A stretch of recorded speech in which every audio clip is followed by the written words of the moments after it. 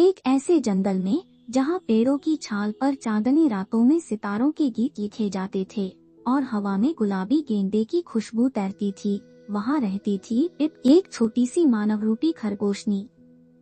उसका चांदी सा नर्म फर, चमकता हुआ गुलाबी नाक और एक झुका हुआ कान उसे बाकियों से अलग बनाता था। वह जंगल के किनारे एक खोखले पेड़ में रहती, जहाँ वह बेर के फूलों से चाय बनाती और टहनियों पर टंगे ओस की बूंदों को गिनती। उसकी आंखें हमेशा डरी सी रहती, मानो हर पत्ते की खड़खड़ाहट में कोई खतरा छुपा हो। एक दिन जब आसमान में बादल गरज रहे थे और पेड़ों की शाखाएं रूठी हुई सी झुकी थीं, पिप एक बांस के पंजों से बचने भागी। उसका दिल धक धक कर रहा था और उसकी सांसें टूट रही थीं। भागते भागते वह एक कांटेदार झाड़ी में जा फंसी। कांटे उसके नन्हे हाथों को छीलने लगे और उसकी आंखों से आंसू की बूंदें गिरने लगी। तभी एक गहरी दबी हुई आवाज ने कहा, चुप रहो, वरना वह तुम्हें सुन लेगा। एक नन्हा शेर, जिसकी सुनहरी अयाल बिजली की तरह चमकती थी और बाईं आंख पर निशान उसके अकेलेपन की कहानी कहता था, वहां आ खड़ा हुआ। पिप ने डर से आंखें बंद कर ली, पर लियो ने अपने नुकीले दांतों से धीरे से कांटे चबाए और उसे आजाद किया। तुमने मेरी जान बचाई, पिप ने हिचकिचाते हुए कहा। लियो ने अपना जख्मी पंजा छुपाते हुए गुर्राया, मैंने सिर्फ अपने शिकार को चील से बचाया। पर पिप ने देख लिया, उसकी आंखों में अकेलेपन का एक गहरा सागर था। पिप ने लियो को अपनी खोखल में बुलाया। उसने कांटों से छिले हाथों से लियो के पंजे पर मधुमालती का रस लगाया और उसे अपनी जादुई चाय पिलाई।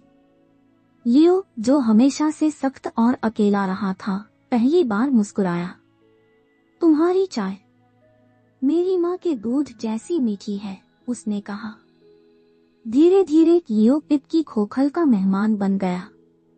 वह उसे जंगल के गुप्त रास्ते दिखाता और पिप उसे चाय बनाना सिखाती।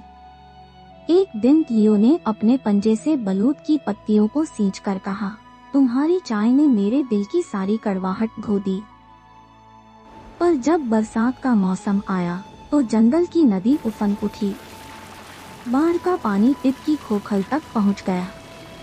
लियो, जिसे पानी से डर लगता था क्योंकि उसका भाई बचपन में नदी में बह गया था, कांपने लगा।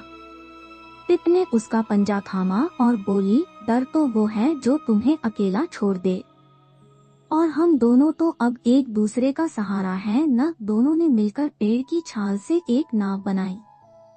लियो ने पिप को अपनी पीठ पर बैठाया और पिप ने अपने लटकते कान से नाव का पाल बनाया। बारिश की ठंडी बूंदों के बीच उनकी हंसती हुई सांसें तूफान को चुनौती दे रही थीं। जब सुबह हुई तो सूरज की किरणों ने उन्हें एक नई जगह पर पाया, एक ऊंची पहाड़ी जहां से पूरा जंगल नजर आ रहा था। पिप ने लियो के कान में फुसफुसाया, तुम्हारी गर्जना ने मुझे बचाया और मेरी चाय ने तुम्हें।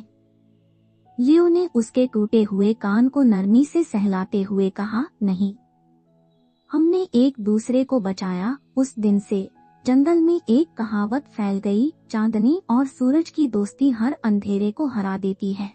वीडियो थोड़ा भी पसंद आया तो लाइक कीजिए और जादू टीवी को सब्सक्राइब करना मत भूलिए।